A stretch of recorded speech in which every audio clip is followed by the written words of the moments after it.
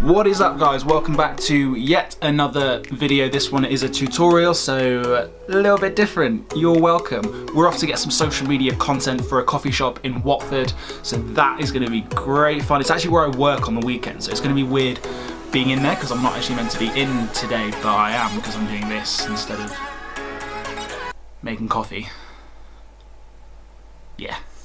So the key for brand photography is really what's the brand trying to say, and that's not just in the product but through their social media and all that sort of stuff. What are they trying to say? Now this place is a very small shop, it's independent, there's only one, but they are meticulous about the details and the process of making the coffee there, and honestly it shows because it's the best coffee, definitely the best in Watford, if not maybe the best in this surrounding area. So it's really, really good, and we want to show that. We want to pick up on the details and the process and the fact that everything has been thought about. It's not just some random beans attracting a grinder. So yeah, it's a really small shop, so it's gonna be pretty crowded. They are open still, so I've got to work around that. And yeah, I'll see you there.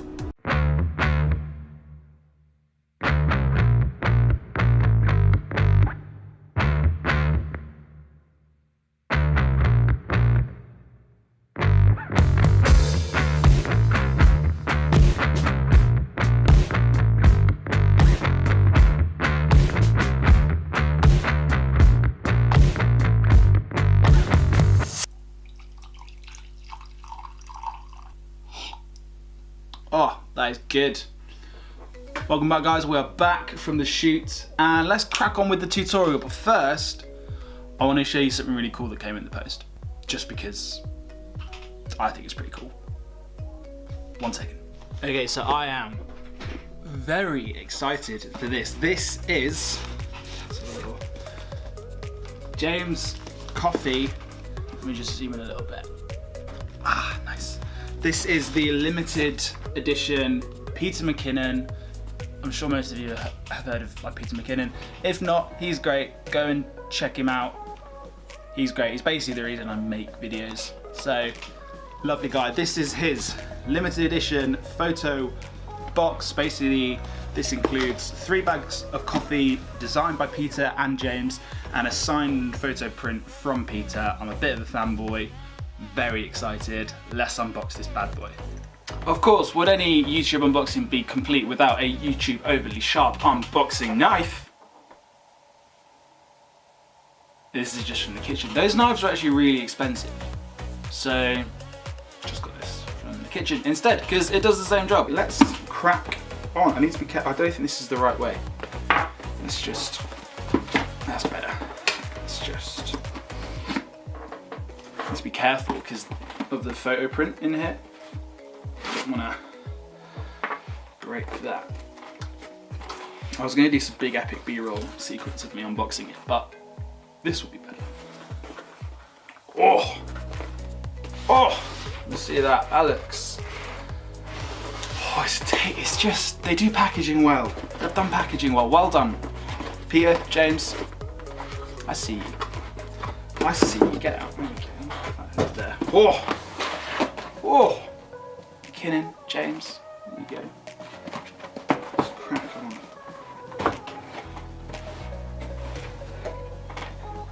Oh, this looks good. Oh, I just wanna. Screw it, I'm doing B-roll. I'm doing some B-roll. I'm doing some B-roll.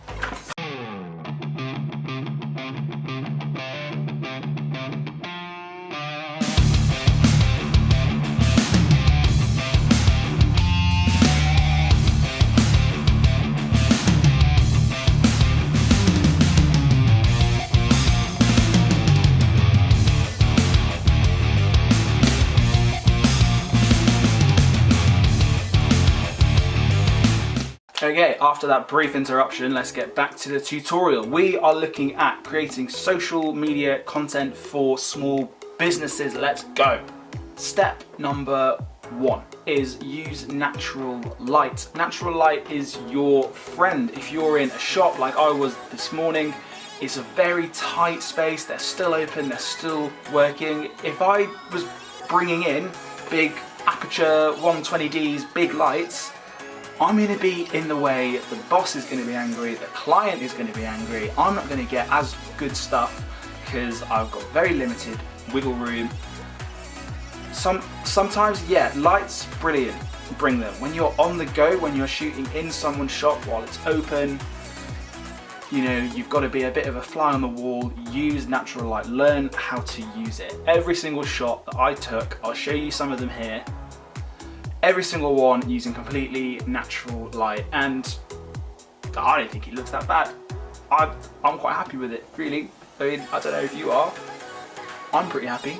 So, the client's happy. Job done. Point number 2 is shoot portrait, especially if you're shooting for Instagram. You know who you are.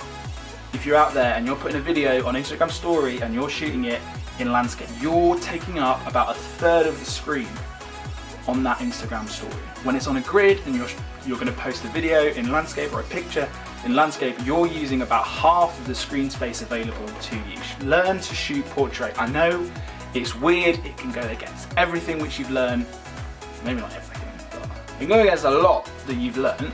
Shoot portrait. If you're out there, you're shooting landscape for Instagram stories, you know who you are, I'm talking to you. Stop, just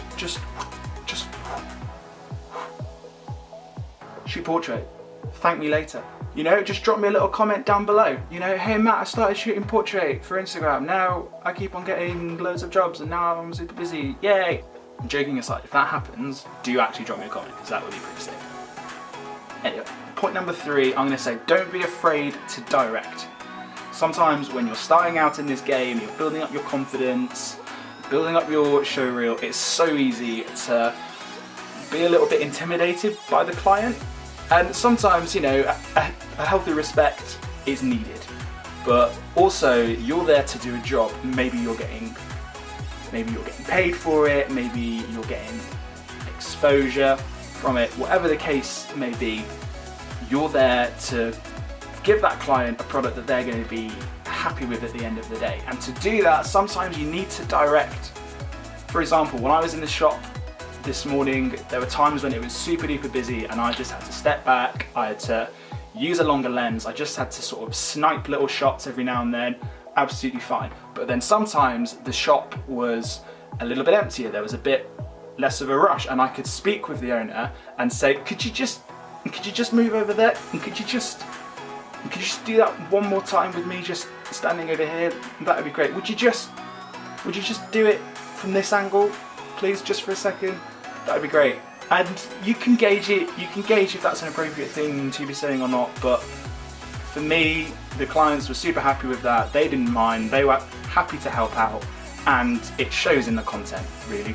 So don't be afraid to direct. Point number 3 is give the client more than what they asked for. Now, this one can feel weird.